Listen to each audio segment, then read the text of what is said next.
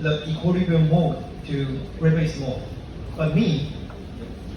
But personally, I suggest you to develop another column. Okay, and the bottom one is the rate base one.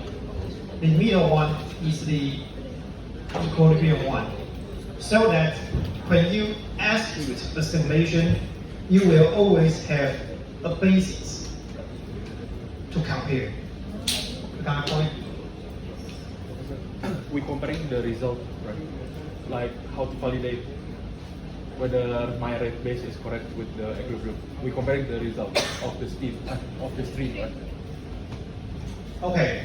To validate your model result, the only approach to validate your model result is to compare your result with data.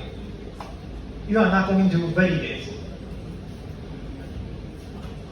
Okay, you can't compare the model result from.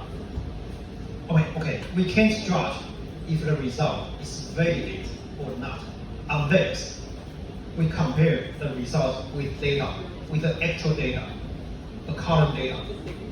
That happens to the column model and happens to the thermodynamic model. Okay, but what I'm offering you is like you study from a simple or shortcut calculation, just like what we do in the heat exchanger. Okay, and from shortcut to the rigorous one. But for the rigorous one, it can be divided into two different approaches. One is equilibrium approach. The other one is rate-based approach. For the equilibrium approach, it only considers the phase equilibrium for vapor and liquid, or vapor liquid. But for the rate-based approach, it considers the vapor liquid reach equilibrium at the interface, and then we account for the mass transfer resistance for the vapor film or liquid film. And what is the rate-based approach? You can return to our slide. That's the mathematical model. Okay. So, but you may wonder that if we can't validate the data in our simulation, why I'm doing this? Okay? It depends on the purpose. Okay? So if you just compare the result between the equilibrium model and the rate-based model, you will always, and you should always observe that the results in terms of efficiency from the equilibrium calculation is always better than the rate-based calculation, because this one consider the film resistance or the mass transfer resistance across vapor and liquid, but this one does not. And in other words, that's the upper limit or the maximum efficiency you will achieve for when you use equilibrium model, because the phase are in thermodynamic equilibrium.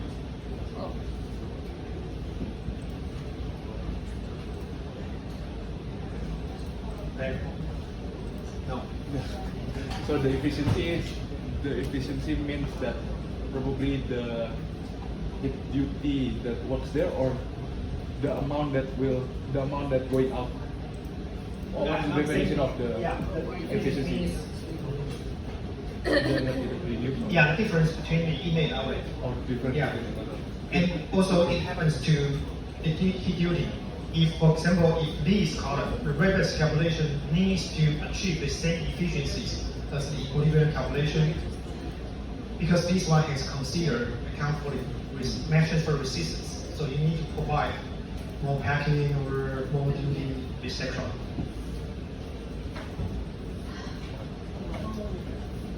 Okay, we got 10 minutes left. Let's work on the refract. So for the specifications. And we just switch the equilibrium to rate base. Okay? And then once you switch to the rate base, and the column internal appears to rate, and then you have to see what happened.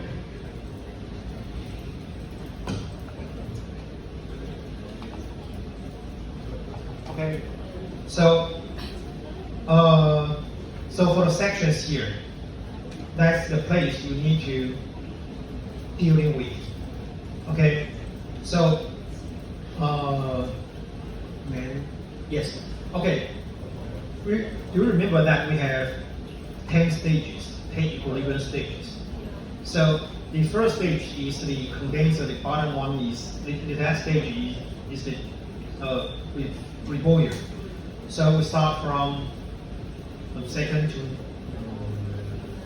9. Okay. And if you choose interactive sizing, there are two modes. One is called sizing, the other one is called rating. For the sizing, it allows you, okay, it will calculate the diameter of the column for you. If you choose it, then you can choose the internal type, like tray columns or pack columns. Tray is like just a plate. Pack columns, that's the column you need to put different packing materials. Okay, the medium that provides a service for vapor and liquid contacting.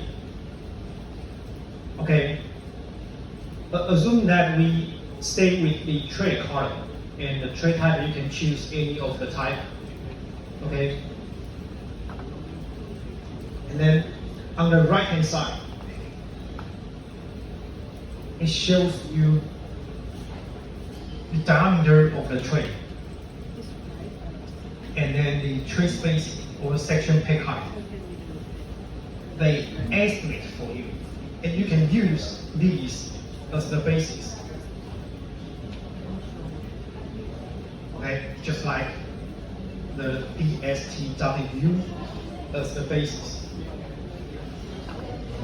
But the size, interactive sizing does not allow you to get the calculation result, the rate base calculation result. So after you have this one, you okay, my approach is like you just switch to rating. And you can stay with the diameter and section pack height here currently. But there's some place you need to define here.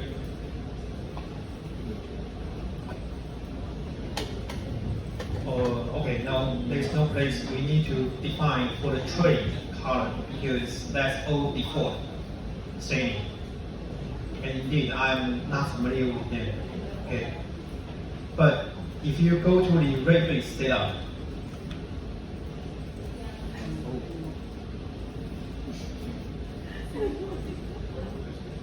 and for the sections here,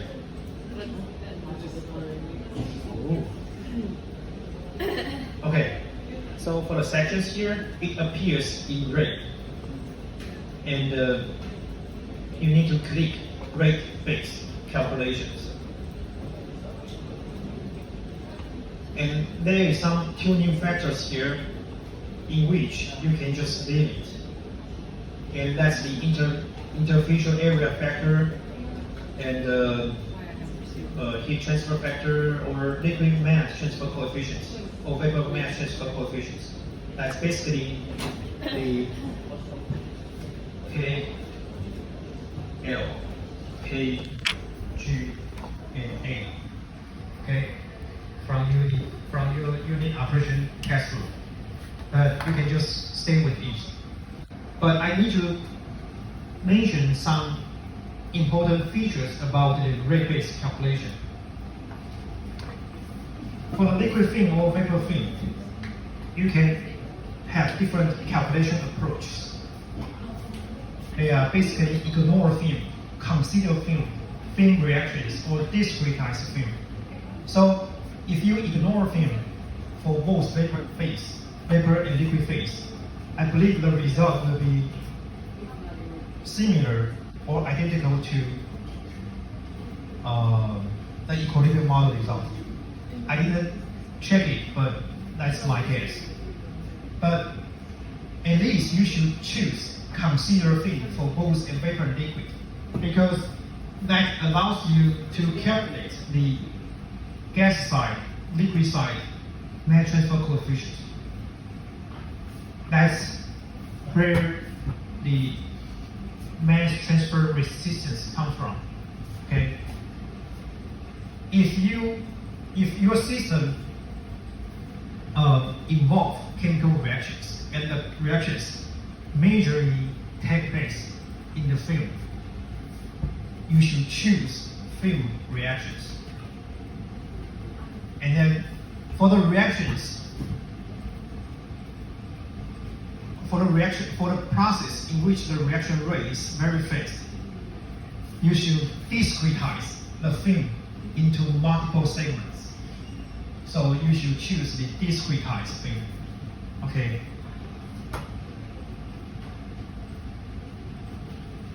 That's for the liquid phase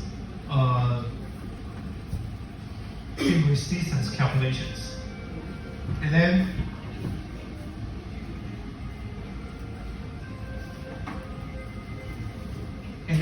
okay, for your project, at least for the stripping column, I think there is no reaction take place. So you can just choose consider film. That should be fine for the stripper. But I'm not sure for the absorber if that applies. You need to check and let me know which one you choose and why. Okay, so when you choose the consider film for vapor or for liquid phase, indeed, there are different approaches or different sources that can help you to calculate these values, KL, KG, and A. Okay, and these are basically the mass transfer correlations developed in us. So when you choose the trade column, for example, the type is A, and indeed, Aspen will automatically give you a corresponding correlation. And to the base of my understanding, that's you can okay. To the base of my understanding, the default correlation, I mean, Aspen select for you may be the best one for that package. Maybe the best one for the package because she's taking a film, so I have to say this word very carefully. But anyway, just you can stay with the correlations, default correlations, and yeah. So you can expect that when you choose different correlations, just because you will have different values of mass transfer coefficients, so it will give you different results. Okay. And having an understanding of these correlations can help you to identify your result is validated or not. But whether your result is validated, you still need data. That's all for the for this section. Okay. You have questions? Okay.